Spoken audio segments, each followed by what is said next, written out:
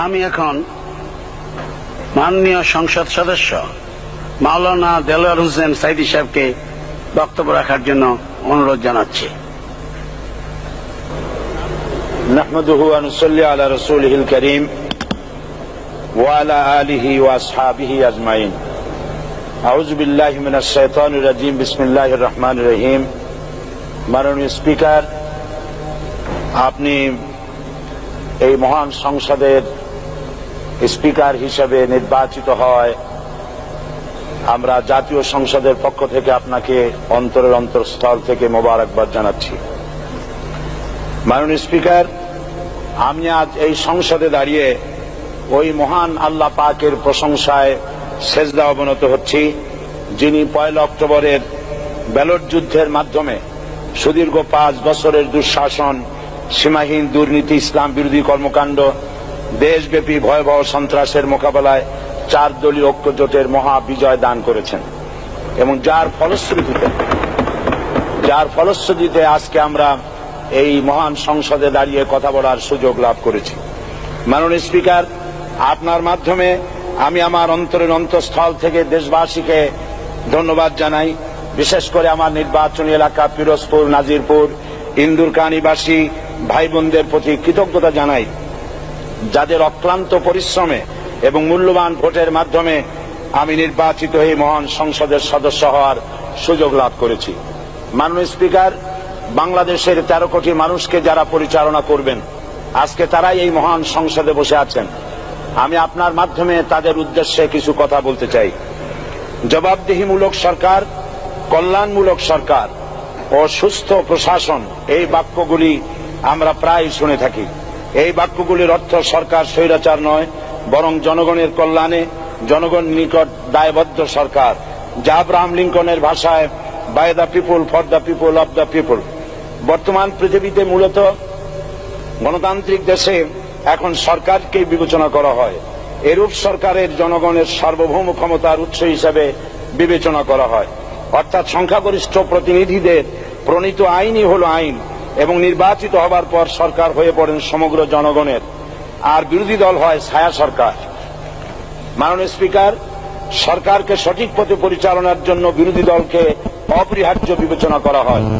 বর্তমান গণতান্ত্রিক চেতনা বেশি পুরনো নয়, মানুষ মূলত রাজতান্ত্রিক স্বৈর শাসনের সাথেই বেশি পরিচিত।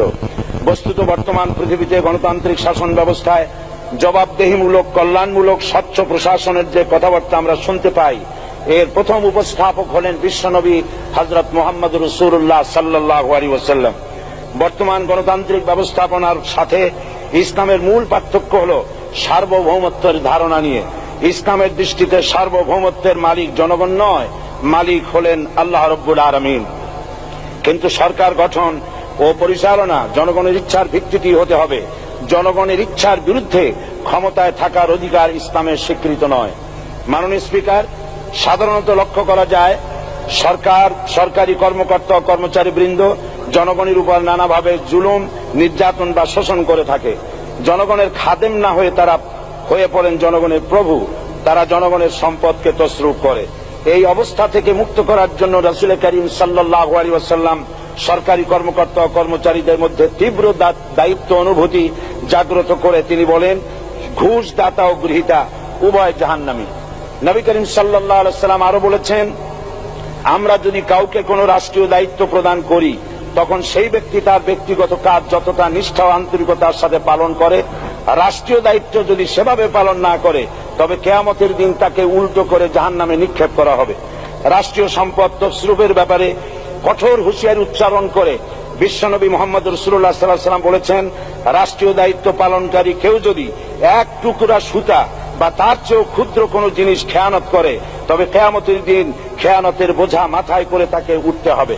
মাননীয় স্পিকার, আল্লাহ রসুল যে সরকার ব্যবস্থা প্রতিষ্ঠা করেছিলেন তা সত্যিকার অর্থে ছিল জনকল্যাণমূলক সরকার। তার সরকারে দায়িত্ব পালনকারী ব্যক্তিবর্গের মধ্যে চরম দায়িত্ব অনুভূতি জাগ্রত করে দেওয়া হয়েছিল। এটা সম্ভব হয়েছিল কেবলমাত্র আখিরাতের তীব্র বিশ্বাস ও মহান আল্লাহর দরবারে জবাবদিহিতার অনুভূতির মাধ্যমে। মানুষের নিকট জবাবদিহিতা পাশ কাটিয়ে যাওয়া যায়, কিন্তু আল্লাহর নিকট জবাবদিহিতা পাশ কাটানোর কোনো সুযোগ নেই। মাননীয় স্পিকার, নবী করিম সাল্লাল্লাহু আলাইহি সাল্লামের সরকার ব্যবস্থাপনায় সবাই যেমন আইনের দৃষ্টিতে সমান অধিকার ভোগ করেছে, ঠিক তেমনি ভাবে রাষ্ট্রের নাগরিক হিসাবে সবারই মৌলিক চাহিদাসমূহ পূরণ হয়েছে। ঋণগ্রস্ত এতিম অসহায় জনগণ রাষ্ট্রীয় তহবিল থেকে সহযোগিতা লাভ করেছে। মূলত এটা জনকল্যাণমূলক সরকারের ধারণা বিশ্ববাসী তখনই প্রথম অবলোকন করে। মাননীয় স্পিকার, নবী করিম সাল্লাল্লাহু আলাইহি সাল্লাম সরকারি কর্মকর্তাদের বিরুদ্ধে কোনো অভিযোগ পেলে তখনই ব্যবস্থা গ্রহণ করতেন। আইনের চোখে সবাই সমান এবং এ কারণেই শাসকদের আত্মীয় স্বজন কারো পক্ষে সম্ভব ছিল না জনগণের উপরে জুলুম করা। খলিফা ওমর রাদিয়াল্লাহু তাআলা আনহুর এক ছেলে অপরাধী প্রমাণিত হলে সে দণ্ডভোগ থেকে রেহাই পায়নি, এমনকি এতে তার মৃত্যুদণ্ড হয়েছিল। আবার খলিফা নিজেকে আইনের ঊর্ধ্বে মনে করতেন না, তাই বর্ম চুরির ঘটনা আলী রাদিয়াল্লাহু তাআলা আনহু কাজীর দরবারে সাধারণ ফরিয়াদির মতো উপস্থিত হন। নিজের ছেলে ও চাকরের সাক্ষী যথেষ্ট না হয় কাজী খলিফার বিপক্ষে রায় দেন। এখানে বিচার বিভাগ ছিল সম্পূর্ণ স্বাধীন এবং শাসন বিভাগের নিকট তার কোনো দায়বদ্ধতা ছিল না। মাননীয় স্পিকার, এসব হলো ইতিহাস। মুসলমান আজ অনুসরণ করতে চায় না তাদের অতীতের গৌরবোজ্জ্বল কর্মপদ্ধতিকে।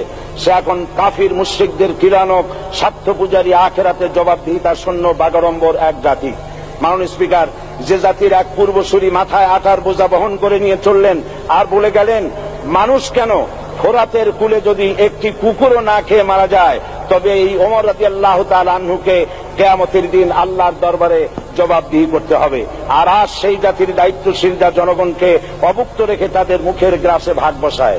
জনগণ তাদের নিকট উপস্থিত হলে মনে হয় যেন গোলাম প্রভুর দরবারে উপস্থিত হয়েছে, আর অহেতুক উৎকোচ দাবি করে তাদের উপর জুলুম করছে। আর আল্লাহ পাক জালিমকে কখনোই পছন্দ করেন না। মাননীয় স্পিকার, আমি দৃঢ়ভাবে আশা করি এই অবস্থা কাটিয়ে উঠিয়ে আমরা রাসূল করিম সাল্লাল্লাহু আলাইহি সাল্লাম কর্তৃক প্রদর্শিত রাষ্ট্র ব্যবস্থার অনুসরণ করে একটি সুখী সমৃদ্ধশালী আধুনিক ইসলামী রাষ্ট্র পরিণত করে বাংলার প্রিয় জন্মভূমি বাংলাদেশকে আজ গোটা বিশ্বব্যাপী শোষণ, নির্যাতন, হানাহানি, অশান্তির মধ্যে, তাই আজ পৃথিবীর অধীর আগ্রহে অপেক্ষা করছে ইসলামের আলোকে এমন এক রাষ্ট্র ব্যবস্থার যেখানে দায়িত্বশীলরা আল্লাহ তাআলার কাছে জবাবদিহিতার পাশাপাশি জনগণ নিকটও জবাবদিহি করতে বাধ্য হবে। মাননীয় স্পিকার, অনেক ত্যাগ ও তিতিক্ষার রক্তের বিনিময়ে গড়ে উঠেছে আমাদের গণতান্ত্রিক প্রতিষ্ঠান এই জাতীয় সংসদ। এই সংসদের সম্মান রক্ষা করার দায়িত্ব আমাদের সবার। গণতান্ত্রিক চর্চা, গণতন্ত্র প্রতিষ্ঠার স্বার্থে আমি আজ প্রধান বিরোধী দল আওয়ামী লীগকে সকল হিংসা, বিদ্বেষ ও পরাজয়ের গ্লানি ভুলে গিয়ে সংসদে যোগদানের উদাত্ত আহ্বান জানাচ্ছি। পরিশেষে আমি আপনার মতো সর্বজনশ্রদ্ধ একজন মার্জিত ও সুশিক্ষিত ব্যক্তিকে এই মহান সংসদের স্পিকার হিসাবে লাভ করে আমরা আনন্দিত হয়েছি। আমাদের সংবিধানের সংরক্ষণ, সমর্থন ও নিরাপত্তা বিধান এবং আপনার অভিভাবক সুলভ নিরপেক্ষ আচরণ ও সংসদকে ধন্য করবে বলে আমরা বিশ্বাস করি। আপনাকে ধন্যবাদ। আসসালামু আলাইকুম ওয়া রাহমাতুল্লাহ। মাননীয় সদস্য মাওলানা দেলোয়ার হোসেন সাঈদী সাহেবকে আপনার তথ্যপূর্ণ ইসলামিক মূল্যবোধ সহ মূল্যবান বক্তব্যের জন্য ধন্যবাদ।